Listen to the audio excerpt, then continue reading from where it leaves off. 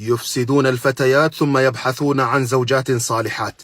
نصفك الثاني سيكون بنفس أخلاقك. الشاب الذي يقول لا أتزوج فتاة كنت أكلمها، أقول لك ستتزوج فتاة كان غيرك يكلمها. الرجولة أن تتذكر عرضك قبل أن تخدع أنثى. من حفر حفرة لفتاة وقعت أخته فيها. قبل أن تفسد فتاة تذكر أن لها أب وستصبح أنت أب، ولها أخ ولك أخت، وسيكون لها زوجا وستكون زوجا، فلا تفسدها وتدير ظهرك بعد أن تلاعبت بمشاعرها.